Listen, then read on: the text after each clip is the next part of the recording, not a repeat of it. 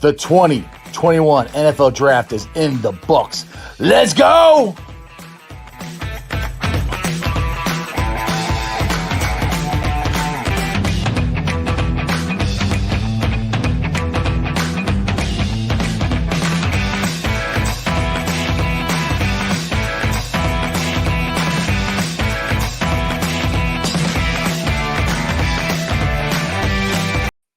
Hey guys, what's going on? Welcome to the show.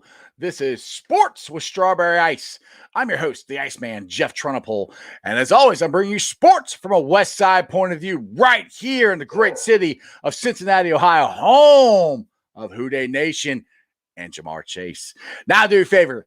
If you found the show, hit that like and subscribe button. Smash that thumbs up.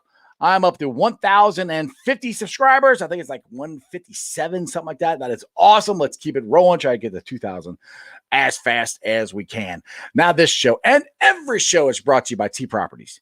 T Properties, quality housing for quality people. Check out their website at www.tpropertiesllc.com for all your rental property management needs and your rental needs. All right, guys, the draft is over. What is your grades on the draft? Me, I'm giving it a B. The only reason I'm giving it a B is because they probably got a little better offensive lineman in the second round, but I'm happy with the multiple picks they got in the fourth round. And if Carmen Jackson works out the way, or Jackson Carmen works out the way we all hope he does, where he starts at guard, plays great, kicks out the tackle next year, I'm fine with it. And for this year right now, that's all we need. All we needed was a guard, and he is willing to play guard. He's willing to play wherever he wants. I know there's been some issues with his back and everything, but the Bengals, I'm pretty sure, did a pretty good analysis on that to make sure he's healthy. Because remember, they turned down Shaq Barrett because of his medical issues, and see how that turned out. So hopefully they're right, and Jackson is perfectly healthy and perfectly ready to go. And I mean, I'll just put it to you this way: with our offensive line, the way it is, suppose they're right now. You got Jonah Williams at left tackle; he's only allowed 3 sacks. Quentin Spain at left guard, 1 sack. Trey Hopkins at center, 1 sack. And then of course you got the right guard Jackson Carmen he's a rookie, so no sacks. And Riley Reef only 1 sack. Right there, those are pretty good numbers if you ask me. So I'm good with the draft. I think they hit every need that they had, you know. So there you go, Crypt, my opinion. I think it's good. You know, I like it. I like it a lot. Same thing. There you go. Crown. So I think it's good. A good pick. Telvin Jenkins, I would have liked to gotten, but it is what it is. You know, they hit every need. We got multiple guys in the trenches. We got multiple guys, like I said, on both sides of the ball. We got an edge rusher. I think it's going to be really good. I'm really pleased with the draft. The Bengals now actually have depth. They do. They have depth in almost every position, you know, and it's still not done yet. They can go sign some, you know, college free agents or maybe some other free agents that's still out there. And I know you guys are going to, like, oh, it's a kicker. Getting McPherson, I think, is legit. He is going to be a weapon that the Bengals have not had for years, you know, and years. It's been a long time since we had a legit, consistent kicker. Now, hopefully he's going to be that. That's the way he was in college. If he can perform the way he did in college and do it in the NFL, we got ourselves a pretty good kicker. But I think I'm going to bring in my boy, Mr. Dimebag, Jeremy D. What do you think? What's up? What do you think of the draft and what the Bengals did? I'm excited, man. You know, as I've said in the past, people get caught up in big names. They get caught up in certain players, where they play at, who they play against. And some of that does come into factor. But fact of the matter is, man, we're going to have the best receiving core, to me, in the NFL.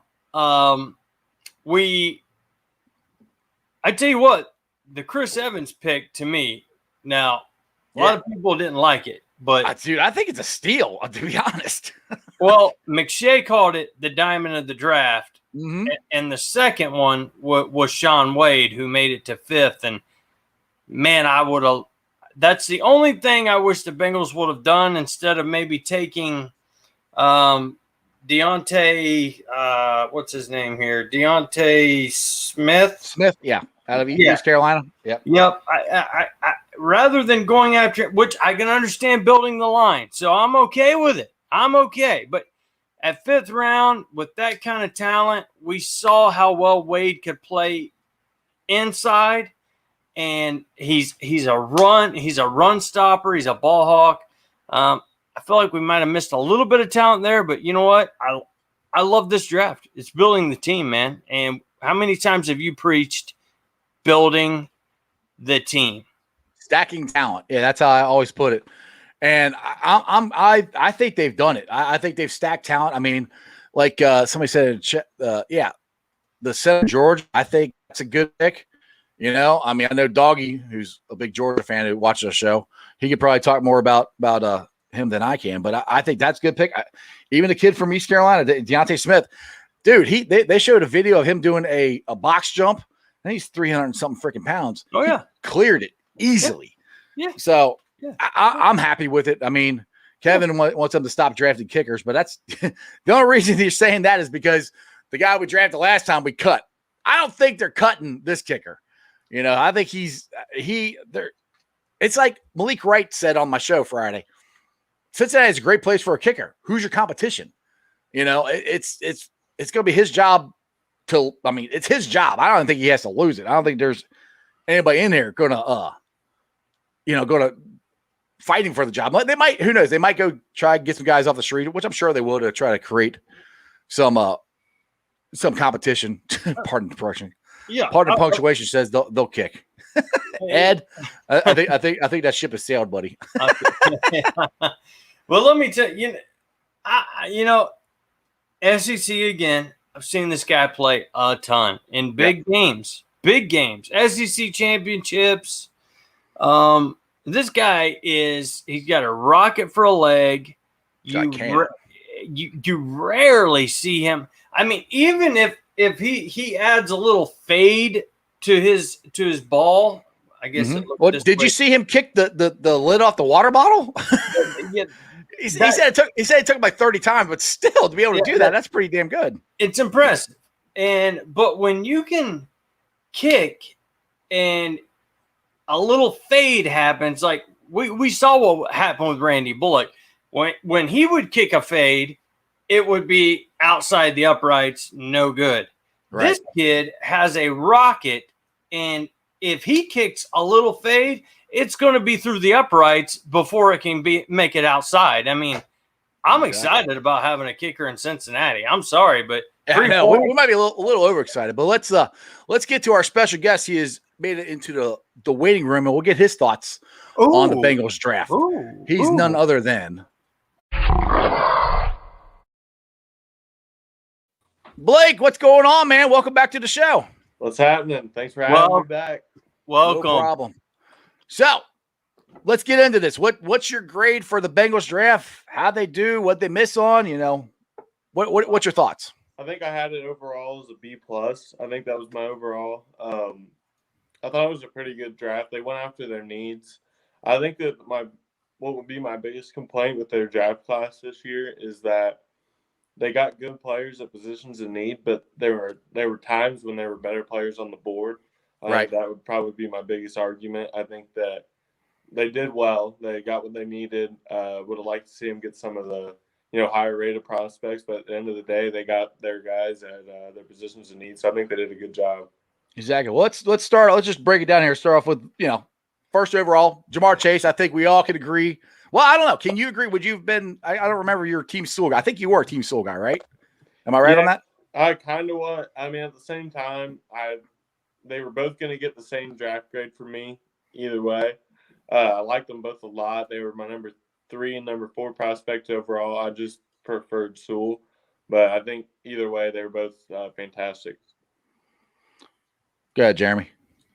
Oh yeah, I agree. I was the same way the last night of the draft for months I'd been saying, I want Chase, I want Chase, I want Chase. And then I got to thinking about our last game, and I got to thinking about last year and our offensive line. But with what we've done with the offensive line, like you said, there's some players out there I felt had a little more of a ceiling or that kind of deal, like you were saying, Blake. But at the end of the day, can't go wrong either way. And we might have the best receiving core. We were just talking about it before we started in the NFL, and hope to God we've at least made our line manageable to decent or good. I would like it to be good. Yeah, so let's get into the line. So we go to the second round, 46th overall. They traded back. So Telvin Jenkins and Cosme and all these guys are there, but they traded back, and I think they got the guy they wanted in Jackson Carman. What are your thoughts on Jackson Carman, Blake? Because he had back injuries and stuff like that. What are your thoughts on did they reach? Is he going to work out? What do you think? As I said on your show, before the pick was made, I think that it would have been a little bit of a reach at 38. Right. But at 46, I like him there. I think it was a good pick. I like that he can move into guard. And then I forget who was saying on the radio today. It might have been Mo Egger, but they said the hope for him is to be a short-term solution at guard and a long-term solution at tackle. Right. And I think that's perfect for what he should be. They were thinking about taking him at 38. They got 2 picks. 2 fourth-round picks, and they still got him at 46. So for them, I think they're probably really happy with what they did there. My issue is kind of going back on what I was saying before about better players available. Tevin Jenkins was number 17 on my big board. Had a mid-first round grade on him. So to pass on him, I do like getting the extra fourth-rounders. I do like that they still got their guy. But I think it would have got a much higher grade for me if it were Tevin Jenkins. Right. I gave Jamar Chase an A grade. I gave Carman a B grade. And if it were Tevin Jenkins in the second round, Jamar Chase would have been bumped up to an A+, because in my eyes, they would have got 2 first-rounders and 2 positional needs. But I think that they got their guy, and they're probably happy with it. So we'll see how it works out. I think he's going to be starting at right guard to start his career. Right, exactly. Now, Kevin got a question in here in the chat. He said he doesn't see not a question, more a statement. He doesn't see the benefit of the trade. The benefit of the trade to me is if Carman actually works out like the Bengals think he will, and he's your guard next year, and then he's your right tackle for the next 10 years, which is what they're planning on, and they got everybody else they got in the draft, it's great. Now, will that work out? I have no idea, but that's the reason it's called a draft. I mean, Telvin Jenkins, who knows? He could be a bust. That's called a draft. That's I wanted Jenkins, to be honest, but once they made the trade and they got all the picks, I'm good with it. I mean, honestly, because they needed to get more players and more depth at different things, and that brings us to the third round pick, number 69, Joseph Odessa. I know I messed his name up. I think he's gonna be a great rotational edge player for us. What do you think about that? I gave Joseph Asai an A+ grade. At one point in the offseason or in the draft scouting process, he was my number 1 edge in the class. I think I eventually put Azeez Ojulari ahead of him, and I might have even had Kwity Paye, but he was always top 35 on my big board. And to get a player like that at 69 was just fantastic. I think that was probably, in my eyes, that was the best pick of the draft. I think it was a steal. I can't believe he didn't go sooner. I thought he was going to go in the first round, and then I was surprised he made it all the way through the second. But to get him at 69, great pick. He's athletic as hell. He's a playmaker, and that's what the Bengals need. They need to get to the quarterback, and he's going to give them that. Exactly. Go ahead, Jeremy. I don't want to move backwards here, and take up all your time. But real quick, we were talking about moving back and, taking who we did. And we added those fourth-round picks, I believe. Yeah. Blake, how do you feel about what we got out of that deal? I know it's still down the road. We're going to talk about them, but just quickly, if you don't care, just kind of, if you would, let us know about how you feel about that deal right there. So they wanted Carmen at 38, and they ended up getting Carmen, Tyler Shelvin, and Deontay Smith out of it. And I think that's fantastic. I think the trade was fantastic. I wasn't a huge fan of the Shelvin pick necessarily. I think it was an okay pick, and I like him as a prospect. I didn't know if I liked, and the fit isn't terrible. He's going to be behind DJ Reader at nose tackle. Right. So the fit wasn't awful. He's going to be a nose tackle. I thought that I did think that they were going to have to go defensive tackle at some point. I thought it was going to be a 3-tech. I wasn't expecting a nose tackle, but I still think it was an okay pick. They needed more depth, and with that trade, they got depth on the interior defensive line, and they got depth at offensive tackle. So they got more players, and they got the same guy they wanted at 38. So I thought it was a pretty solid deal. I was expecting maybe some different players to be drafted in those spots, but I still think it was I have a really high grade on the trade. I don't know what I would grade it, but it's a lot higher. But yeah, the Shelvin pick's a little lower, and Deontay Smith's pretty high. Good deal. Thank you. Yeah, I was happy with the guys they got. Malik came on the show with us Friday, and I think Carmen was the guy he was hinting at that the Bengals were going to take, and he didn't want them to take it, at where they were picking at originally. And I asked him, I said, they trade back to get him, will you be okay with that? And he said yes. So he's telling me who they're going to take. I tried really hard to get it out of him, but he didn't tell me. But I think all in all, I said I there's with the draft they did, they hit all their needs. And it might not be everybody, all the big names that everybody wanted, but it's the ones that the Bengals wanted. And if they believe, and that's the thing, they have to believe in the guys that draft. So if they believe in them, and like I said, Willie Anderson has given Jackson Carman a thumbs up. So, I mean, if Willie, I tweeted this out over the weekend, if Willie believes, I believe. That's all I really need to hear about that. Let's get to, fourth round. Starting the fourth round picks here at number 111. We got Carmen Sample. That was one from D end out of Tulane. You mentioned him a little bit. What are your grades on that one? Yeah, I really like Cam Sample. I gave it a B+, and I feel like I'm kind of lowballing that a little bit. Because at the time I was thinking, there's probably I don't have the whole board in front of me, but I knew that there was some better players I liked a little higher than Cam Sample. But looking back on it, I've watched a little bit more on him the past couple of days, and he's great. He's underrated. He's a little undersized, but he's quick. He's really good with his hands. His hand placement is great when he's working the hand moves off the edge. But yeah, he's a little undersized, but he's got a lot of bend and he's quick. I think he's gonna get some sacks. And I think that we're gonna see a lot more Osai. But I think that Cam Sample is going to get some playing time probably this year. He'll get some snaps, and then I think he'll grow into that role. He's pretty similar to Carl Lawson. I think they play pretty similar. So yeah, that's who they're trying to replace. So that's good. Yeah, I like. So Josh has a question in here. He says, "Would anybody be surprised if Carmen stays inside and Smith ends up being the guy to take over for Reef?" And talking about Deontay Smith Smith, we drafted in the fourth round at 139. What are your thoughts on that? I actually was didn't know a thing about him, but the videos that I've seen of him, I was pretty impressed with what he did at senior day and just the athletic stuff he was able to do. What's your thoughts on Smith? Yeah, so I don't remember the grade on him. I wrote down quickly because I just got home from work. But I tried to write down my grades, and I forgot Smith. You got him for everybody to see his grades. You got him on Twitter, right? Yeah, they're on Twitter. But this is what I'm working with right here. Little note sheet. Yeah, there you go. I forgot the my man.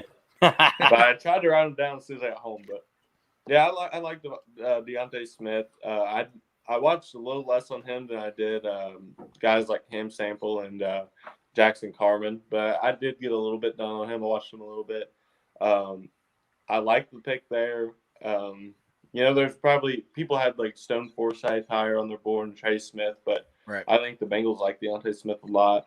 And back to that question, I would be a little surprised because I think the Bengals hold Jackson Carman pretty high regards. So I would be surprised if when Reef leaves, they don't bump him out. But it all depends. If they like the way Deontay Smith's playing and Jackson Carman's doing fine at guard, there would be no reason just to bump him out there because that's what the plan was all along. And we're talking 2 years down the line here, 2 or 3 years. So I mean, my thought process is if they let Reef go after a year, which they could re-sign him. That's what everybody.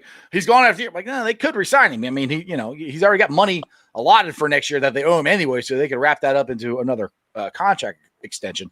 But my thought is, and people bang on me for this, but I like Adeniji, and I think he could be a good guy that you could put in there at guard, and you kick Jackson out to tackle. So that could be your option right there.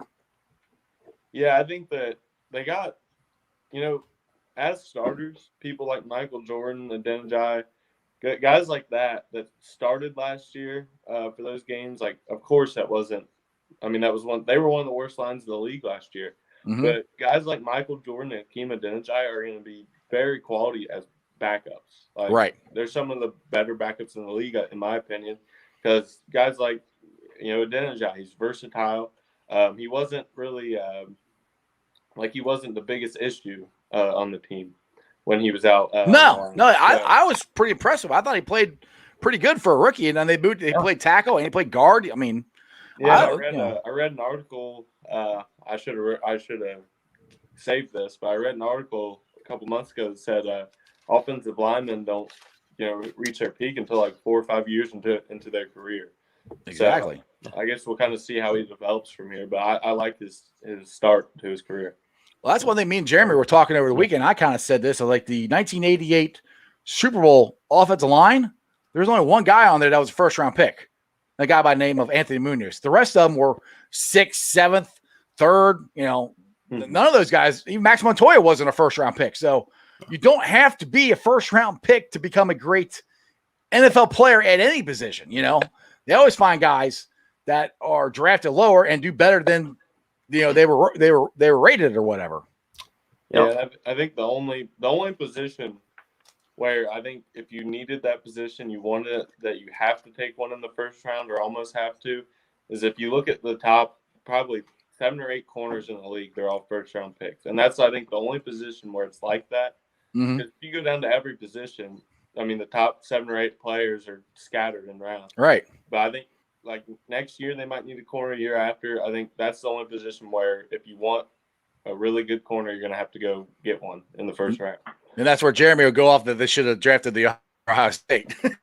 No, we'll get there. It was just it's just a. I do want to say though to Kevin before my mind explodes, saying that Carman would have been there in the 3rd. Which is pretty much saying that we wasted our 2nd round draft pick. So I gotta tell you, Kevin, just to let you know, bro, from me, I don't think there's no way in hell he's there in the 3rd round. He may not be that name like I've been saying that people are happy with, but I don't see him in the 3rd round. I don't know how you feel about it, Blake, but I heard or I saw some things where teams had him in the 2nd round grades, and that I don't think he would have made it to pick 69. They took him at 46. I don't think so either. I don't see him making it that many spots. I think that we saw people that were ranked 300 go in the 3rd and 4th round. So I mean, people aren't all like these big boards and everything. I mean, mine wasn't accurate. Nobody has like a straight accurate mock draft or big board. So when you see these people going at like pick 70, 75, they can easily go in the 3rd or pick 30 because it doesn't matter where the mock drafts are at. It matters where the teams have them on their board. Exactly. That's kind of where I'm at with Carman Jackson is that's who the Bengals I think had as their number 1 or number 2 guy. As far as the offensive line, I think that's what they were looking at. So, and that's the thing is if the Bengals believe in it and they did their due diligence. You got to trust them. I mean, and the thing is I think it's harder this year to do what you did, Blake, as far as ranking guys and everything with the pandemic and everything going on. I think it's hard because you didn't see everybody, I mean, somebody like we got what, two guys, Chase and what, Shelburne? I think, yeah. They both opted out last year, so you never even saw them. Last time we watched them play was in 2019. So to try to give a grade on what they would do now, and seeing that they haven't played in a year. Now, I know that's coming from me. I'm a huge Jamar Chase, but I think Chase was so far above beyond everybody else that was pretty easy. But Selvin here, am I saying it was right? Is it Tyler Selvin? Shelvin. Yeah. Shelvin, thank you. Shelvin, he could be, to me, he could be a diamond in the rough. I like this pick a lot. I'm because the Bengals need that inside beef. You know, we lost Geno. Hopefully they'll sign him back, but I don't know if that's going to happen or not. We lost him. We got DJ Reader. We got Mike Daniels. We needed another guy in there. We got Ogunjobi, but we needed another young guy in there. And you need, well, I keep saying all year, we need to stack talent. And for him to learn behind DJ and hopefully, like I said, I'm hoping that Geno comes back. But I think that might have been a steal there. I don't know. I keep when they got that one and I really looked at who he was, like, oh yeah, I remember him, and he's the guy who carried Joe Burrow off the field. So at the national championship game. Yeah. So that was pretty cool. Hopefully they'll reenact that when we win our third Super Bowl in a row. But I don't know. I that's where I just think it's my hat's off to you as far and you guys like you to try to grade these people, especially this year. It's a crapshoot, to be honest. So that's where people say, oh, well, we kind of got him to the third. How do you know that? That's where I don't know. And here's my thing, just real quick with the whole third round thing. And if the Bengals wanted Jenkins, they could have taken him. I mean, yeah, they would, but they wouldn't have got all the draft picks. I think that's the thing. If they thought that he was up here and the rest were down here, they would have taken him. But obviously, they felt like these guys were maybe even this way, and yeah, I mean, Josh has got a good point here. Leatherwood went at 17. I mean, we all had him at late first round, early second. He went at 17. I don't think anybody really had him going that high. I heard some people saying he'd go middle of the second round. I mean, Go ahead. I actually had Leatherwood in my last mock draft. I had him going 38 to the Bengals. I thought he would make it that far. I think I had Carmen going.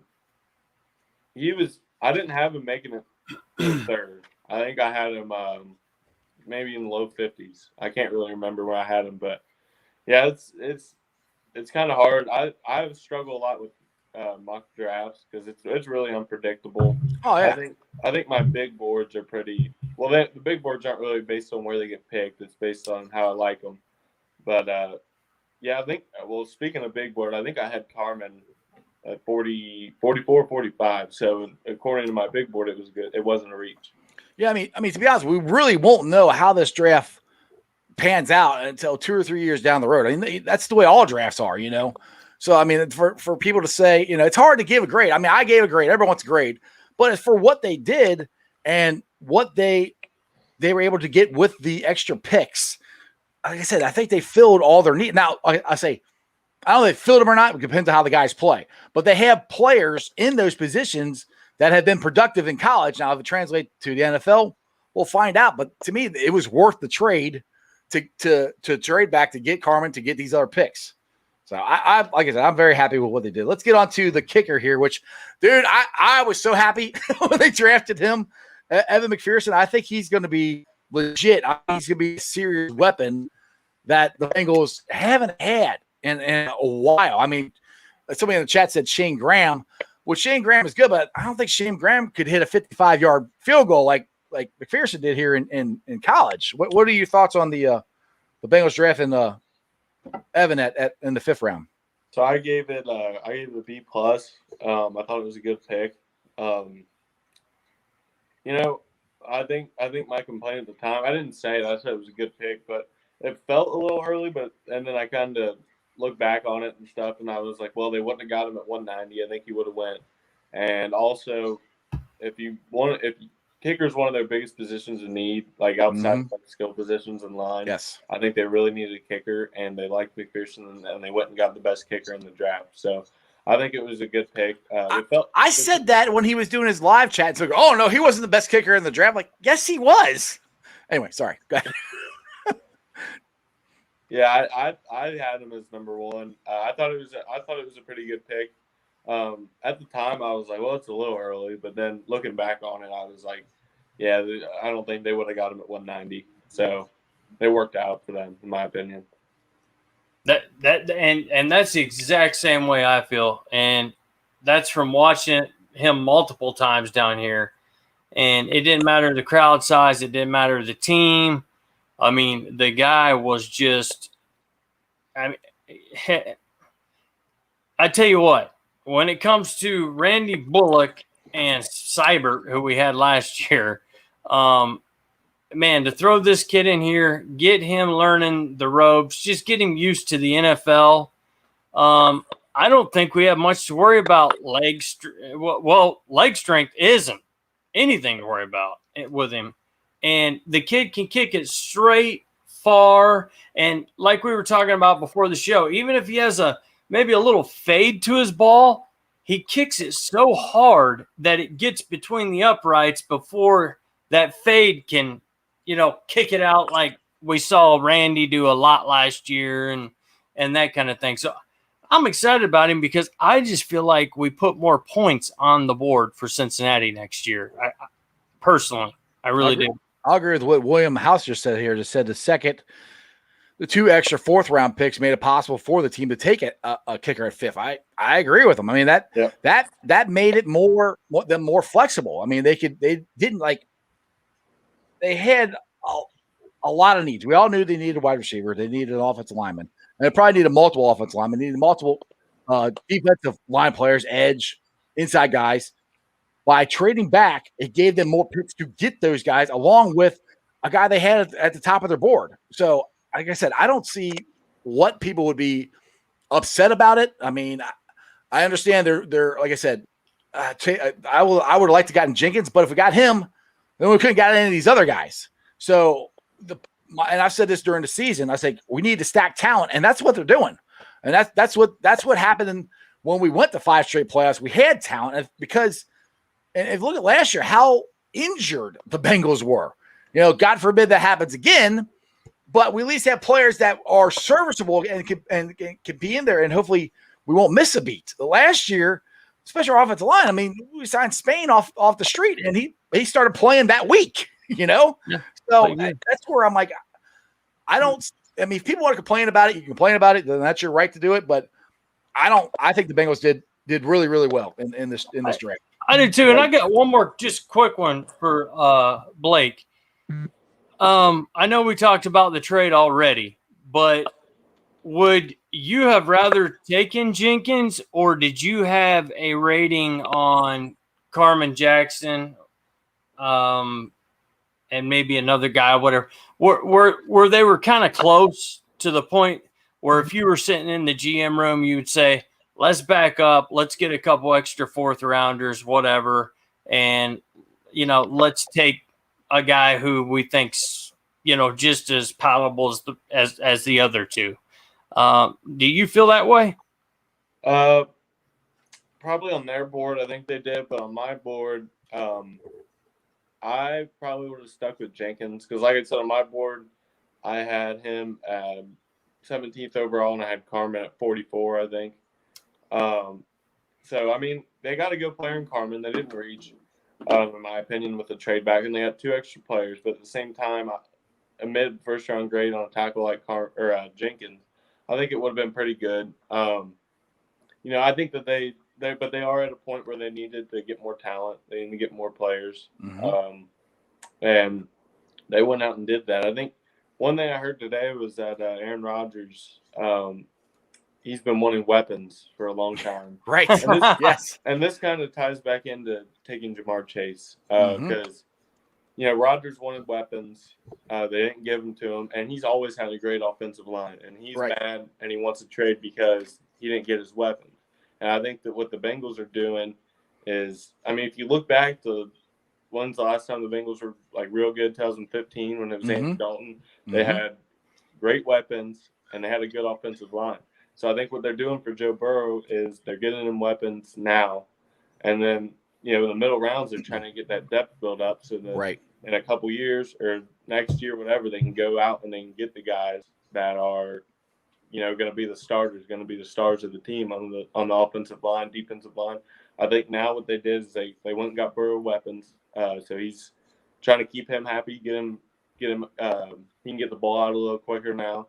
And I think that what they did in the middle rounds is they got him more weapon, they got the team more depth. Trenches. And I think that over time they're going to be able to build up to that. And I think here in a couple of years we're going to see when he has a bunch of weapons. I think, and then eventually an offensive line, it's going to be similar to 2015. Not really in quarterback play, but in terms of the weapons and offensive line on the team. I think they're going to be really good here in a couple of years.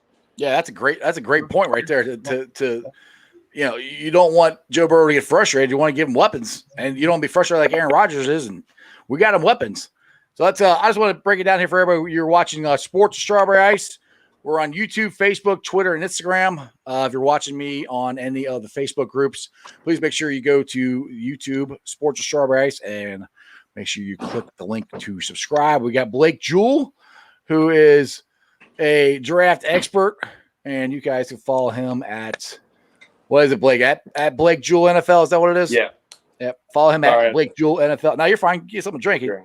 People always make fun of me for. No, yeah, I know. People are like, "Why do you drink so much?" I'm like, "I'm talking for an hour. Yeah, I need water." Yeah, my voice my throat's killing me. I had all day at work. I had real bad allergies. Oh my goodness. Well, that's bad this time of year. Now we got the cicadas coming. Oh yeah. Oh man. All right, let's see. Where were we at? Okay, so we got 6th round. We got the center Trent Hill out of Georgia. And now I read something where people were like, "Oh, he had double knee surgery or something." Is that true? Do you know anything about that? I think out of all these guys, I did watch a little Trey Hill. I didn't watch a whole lot, and I guess I watched a decent amount. I didn't read up on him very much, but I do think that's true. I think he had double knee surgery. But I gave the grade a B+. He's got experience at guard. He's versatile. He can play center. He can play guard. And what I think this is Trey Hopkins, he's getting up there. He's going to miss some games this year. And Billy Price, it already sounds like he's expecting to leave next year. So I didn't pick his option up. Yeah, I think what this pick is, kind of getting that backup center for now. Mm-hmm, I think while he is versatile, he can play guard. He can also play center. So I think what this pick is they wanted to get somebody in there just in case, maybe I don't know how close he would be, but maybe, let's say after this year, Trey Hopkins retires, Billy Price leaves. Right. Then what are you left with? So I think that this was just kind of insurance at the center position. Well, that's the other good thing about all the guys they drafted. They're all versatile. I mean, they all can play at multiple positions, which is good. Josh has got a question for you, Blake. I'm just curious, if Blake could change one thing about the draft, what would it be? I think we just talked about it. I think it was a pretty good draft overall. I think it would be taking Tevin Jenkins at 38. But like I said, I do like the trade back, and I like Jackson Carman. But in my eyes, Tevin Jenkins was that good of a player. Mm-hmm. And I think if there was another thing, I've been pretty high on Jalen Twyman from Pitt for a while, the defensive tackle. I think the Bengals needed a 3-tech, and I probably would have taken a swing at him with one of those later round picks. But I say that now, but I also do like the 3, 6, and 7th round picks. I think they're all pretty solid. So. Right. Go ahead, Jeremy. If I can just throw one thing at you, Blake, I think I heard you say either you're pretty sure or that we're not going to have Hopkins at center this year. He's going to miss some games. So we know now. So he is going to miss some games this year. Well, I'm not confirming that. That's just what I think. Okay. I haven't heard much about him for a while, but I think the expectation was that he was going to miss some games this season, and that Billy Price was going to start at center. That's just kind of what I'm putting out there. I'm not confirming that. I don't know. But I don't really think anybody knows right now, to be honest. But hey, with Jeff, everybody's going to be healthy. With Jeff, I mean, Burrow's going to be back. Hopkins is going to be back. I can't help it. I'm optimistic, and I've been right about a lot of stuff, but that's okay. Whatever. You gotta mess with this guy. All right, so let's go to let's see here. That brings us to round 6, 222nd pick, Captain America, Chris Evans. I actually think this was a steal, to be honest. I think you wanted to get somebody to possibly replace Giovanni Bernard. One of the best things this kid does is pass block, and catches passes out of the backfield. Is this Gio 2.0? He's the same size as J.K. Dobbins coming out of Ohio State, too, who we all know is a beast. So you tell us, Blake. I love this pick. I gave it an A grade. I think I tweeted the other day that the reason he got picked so low, he got an academic suspension when he was at Michigan, and I think he got suspended from the team. When he came back, they gave him a lesser role. I think he would have been a higher grade or a higher draft pick. And he's a really good prospect. When you take where he was drafted, I gave it an A grade. He's going to come in. He can catch passes. He can block. He's got a good burst. If he breaks away on the edge, he's got one man to beat. He's tough to bring down. So I think that he can develop into that number 2 guy behind Mixon, similar to the Giovanni Bernard role. I think that I don't know that we'll see him a lot this year. I think it'll be mostly P. Ryan after Mixon, and then probably some Travion Williams. They might give him some Chris Evans some shots this year, but I think he might get more playing time on special teams. Well, yeah, he could. But yeah, I think that he can eventually develop to be that former Giovanni Bernard role. But I think it'll take a little bit. I don't really see him taking up that role immediately. Yeah. Right. Robert's got a question here. Billy Price, is he just a bust, or is there a chance this dude could salvage his career? My personal opinion, now that Frank Pollock is back, he's going to have his best chance to salvage his career. But the Bengals obviously aren't willing to, pick up the 5th-year option on him. But what do you guys think? I think that as of right now, he's a bust, and I think that he'll probably remain a bust.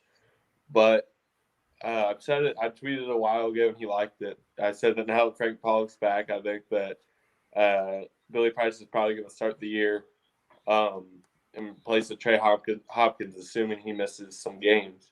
And I think he would do a fine job. I think he will. I think sometimes when he was in there last year, he looked fine.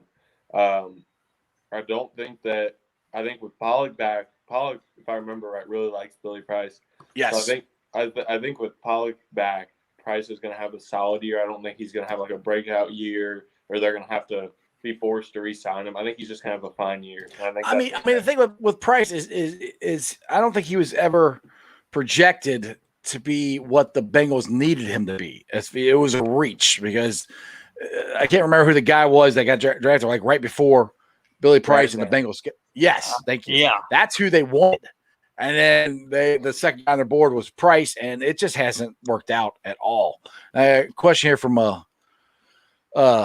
Roy here about Chris Evans. Can he return punts? I don't know if Chris Evans has returned punts or not. Do you guys know? I personally, watching him play, he's not built like a punt returner to me. I don't know how you feel about it, Blake, but he's kind of a bowling ball type, 5'10", 2, but whatever. I don't know. You would know more about his credentials, that kind of thing, than I do. I don't really see him returning punts for the Bengals. I haven't seen most of the video I watched on him was him as a running back. I never really saw him. I don't know that he does because, like I said, I was watching him as a running back, but I don't really know. I don't expect him to return punts as a Bengal. If I had to guess right now, I think it would be Darius Phillips as a punt. Yeah, I was just about to say that. That's who I think they have projected to return punts. We got one of the best kickoff returners in baseball, so we're good. Or baseball, in football, we're good there. But I'm curious to see how he can do at returning punts this year. I think that'd be interesting to see. All right, let's see here. So we're going down to round 7, number 235, defensive end Wyatt Hubbard out of Kansas State. What do you got on him? I gave it a B minus. I think it was it was a solid pick. I kind of saw him more as a 3-4 outside linebacker. I think he's better in the stand-up edge rusher position than he is, down as a defensive end. But he's a little undersized. He goes hard. He's got a lot of effort. So I think that it's a pretty solid pick. I don't think we'll ever really see much out of him in terms of him, playing on the defensive line. I think this was just a little depth signing. Practice squad type thing. Yeah. Which is fine. I mean, that's what I mean. Like I said, I've said it a couple times on this show, and I've said it a lot last year. We need to stack talent. So I mean, if he's worth it, then that's great. Let's see what happens. And overall, like I said, I can't say it enough. I'm pretty happy with. I'm pretty stoked about the draft and what the Bengals did. I think the last 2 drafts, I think they've been really well. I mean, from let's look at the first 2 picks. Last year, obviously, you had Joe freaking Burrow, then you had T. Higgins. This year, you got Jamar Chase. Now you got Jackson Carman. If like I said, we all don't know how Carman's working, but if he works out and he's the right guard or left guard, wherever they're gonna put him at, and stick him at the right tackle in a year, dude, it's a home run for me. Yeah, I think this can turn into an A grade of a pick. I think that, like I said earlier, I think he's going to start at right guard, and then eventually, if he can be that long-term position or long-term solution at right tackle, it will turn into a great pick. But I think I want to see how he does at guard first. I think there's going to be a lot of eyes on him to see, what he can bring to the table on this offensive line. Now the question, this brings me to which is where we have to start transitioning into the season, or the draft is over. We're going into OTAs and rolling into the season now. Zach Taylor and Lou Armadillo have gotten lots of toys now. This is, the last year of their contract. It's put up or shut up. In my mind, I think it's got to be, I think 10-win season playoffs, they need to make a run. And with this potential of this offense, we are going to see what Zach Taylor has. And we're really going to find out what kind of coach, what kind of offense Zach Taylor is going to run here, because we have a good offensive line. We have great weapons. I think it's going to be a lot of fun this year. So this is put up or shut up time for Zach Taylor, if you ask me. Yeah, I think that he has to have a good year this year. I think the team has to have a good year. I think it's time that he wins more games than he loses in a season. Mm-hmm. I don't know that, or my worry with the roster is there's still some needs, and it's a very young roster. But like you said, they got weapons. They hopefully have a better pass rush. I think they do. I think their secondary is better. And the cool thing too is in the last, not this past year's, but in 2019 national championship game, you got 4 guys? I think that's right. That played in that game. You had 2 LSU Tigers, and actually 3 LSU Tigers, talking Thaddeus Moss, and 2 Clemson Tigers. So to me, that's good in itself. You have guys that come from winning programs and that have won. I mean, these guys have won national championships. Clemson won 1, LSU won 1, and these guys were on the teams when they won it. So to me, that's a good thing that could translate to the Bengals and the winning attitude and atmosphere that we all want here. Go ahead, Jeremy. I just got 2 quick questions for you, Blake. Did we? I'm still here. He's still there. Keep going. Oh, he's still there. Okay. One was, which you kind of already answered. You're okay with how we kind of revamped our defensive backfield 2 years ago, and then we revamped it again this year, and you feel okay about that? The defensive back. Yeah, well, pretty much just even Hendrickson, just everything that we've done, and this year compared to what we've done to last year, everybody got hurt. And then this year we brought in a lot of new people. Mackenzie Alexander's gone. I mean, there's quite a few guys got. Willie J's gone. We haven't signed Bynes yet, as far as I know. So we're a little. So what I'm just wondering is, do you feel okay with the guys we brought in And do you think that they can coincide together under Lou Armadillo until he can figure out what the hell he's got going on? But do you feel okay about that as my first question? And my second one's quick, so go ahead. Well, I think it's going to be a big test for Anarumo because he finally has talent, which I think he's had talent all along, but I think he's got a lot this year. I think the pass rush got better. I think the secondary got better. Linebackers are developing. They're young. So I think this is an improved defense, and I think one of their biggest issues last year was the lack of pass rush. Mm-hmm. I think with Hendrickson, Osai, Sample, Hubbard, now you got Shelvin in there, Ogunjobi. I think that this is going to be a much better pass rush. I think that's one of the biggest question marks last year is why isn't the pass rush working? Now they got some new guys, and if they have a good pass rush, they have an improved secondary. This could be a pretty solid defense next year. That's you hit the nail on the head. That's exactly what I said. You put pressure on that quarterback, it makes the secondary that much better. Go ahead, Jeremy. Your second question. And second question, and last from me, man, and then I'll let you guys roll on with it and talk whatever. But if you were the Bengals GM and you had Deontay Smith sitting there, and I got to ask this question just as a Buckeye fan. I knew it was coming. Yeah, well, you've got Deontay Smith, East Carolina, at 139, and still sitting out there is Shaun Wade, who I'll be the first one to tell you I watched every game. He was miserable last year. He was out of his comfort zone. He played outside. He said that he wasn't comfortable out there, and it looked like he wasn't comfortable. He wasn't moving. He was hesitant. He played horrible. But you move him back inside with his athleticism, being a 4- or 5-star corner coming out of high school. Do you let that talent go for a DeAndre Smith, a guy I haven't heard of? He may end up, surprising us all. Or would you have went after, maybe the guy with the higher talent and somebody that may could be a really good cornerback at some point?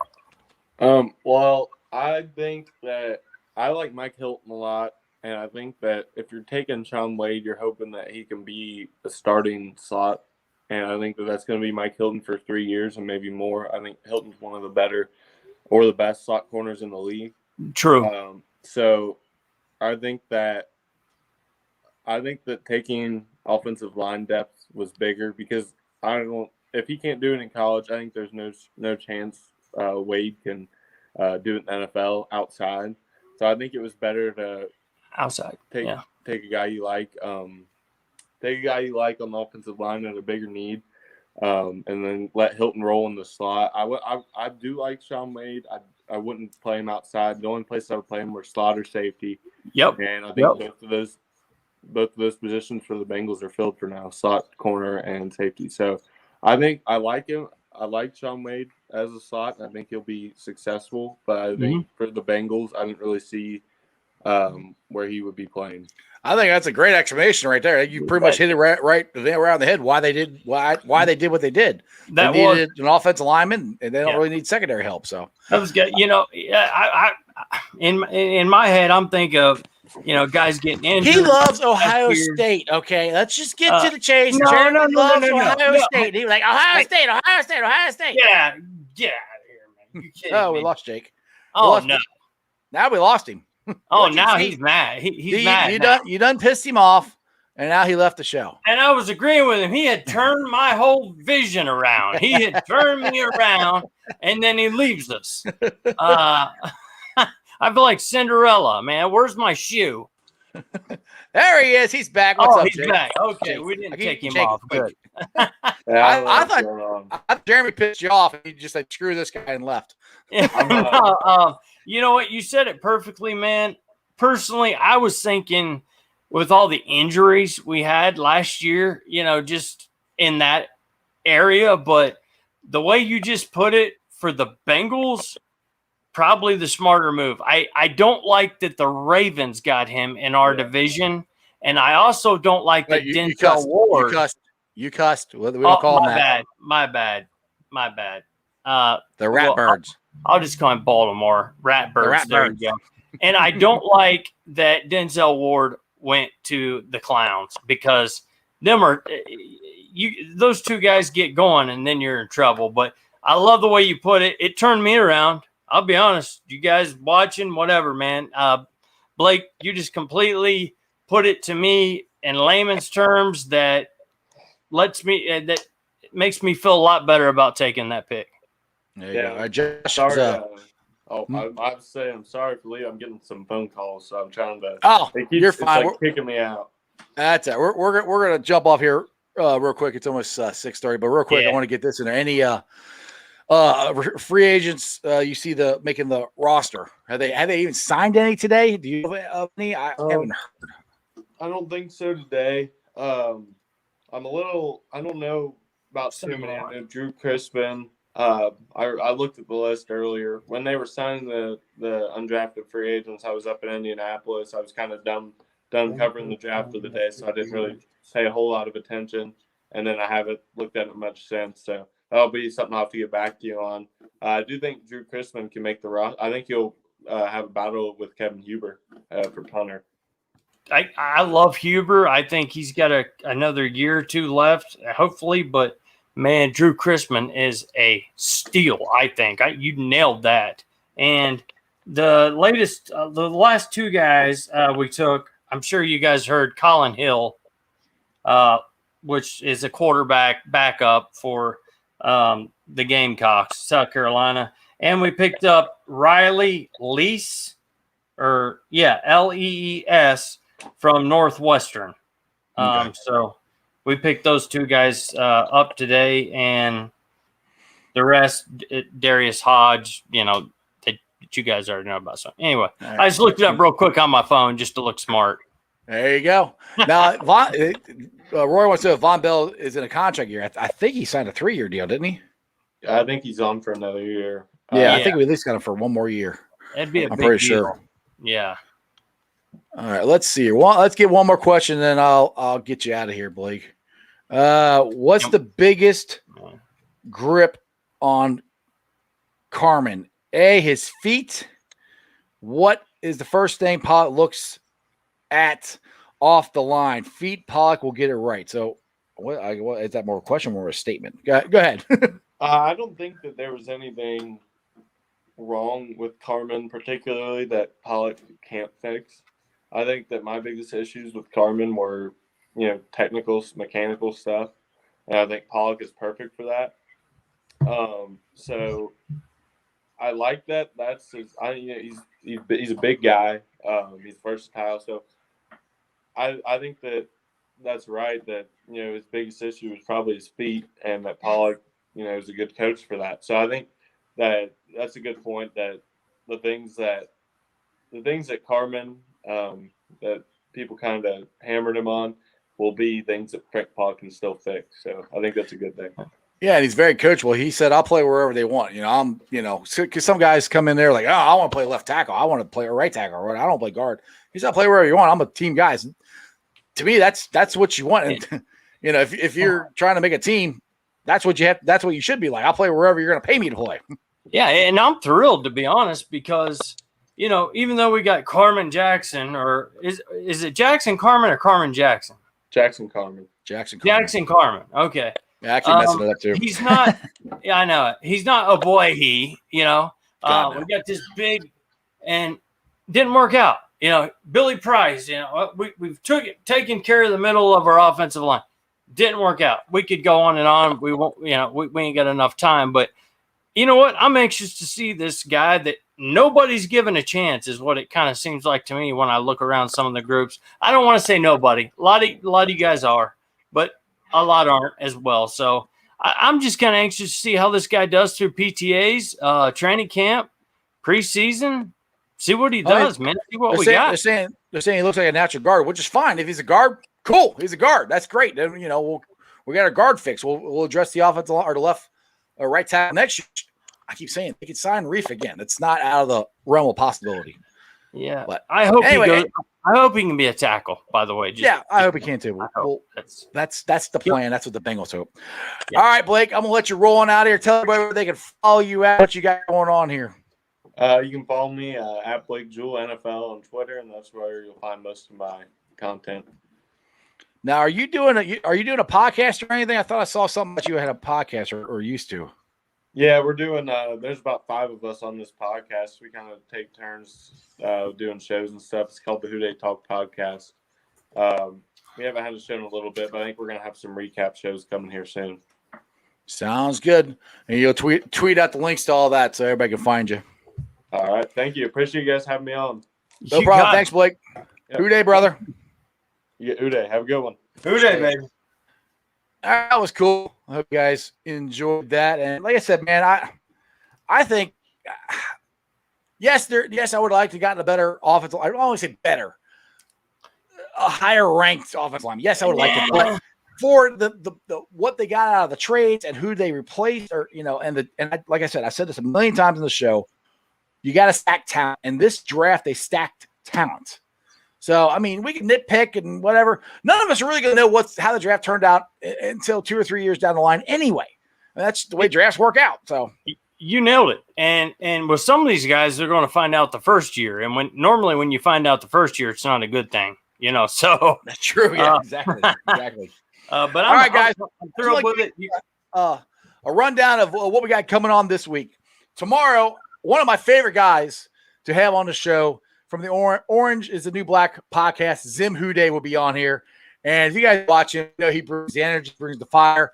So you never know what's going to come out of his mouth and my mouth. He gets me going, I get him going, and it's a lot of fun. But what I'm really excited, I just confirmed this today, that Mr. Bengal, Dave Lapham, will actually be joining our show on Wednesday, which is awesome. He's a great Bengal. He played in the Ice Bowl. I mean, Jeremy's so excited he knocked his camera off. So he's been the Bengals broadcaster for 30-something years. So I'm really privileged and honored to have him on the show. So make sure you guys definitely check out the show on Wednesday and tomorrow, because Zim Who Dey is going to be there. That brings you to the Facebook groups that let me live stream. They are Who Dey Nation, which is a great Bengals group. Make sure you guys join that group. Cincinnati Reds riding third, heading for home. Another great Reds group. You got Bearcat Country, one of the best Bearcat groups around. Join that one. The Ohio State Bucknuts for crazy guys like Jeremy D.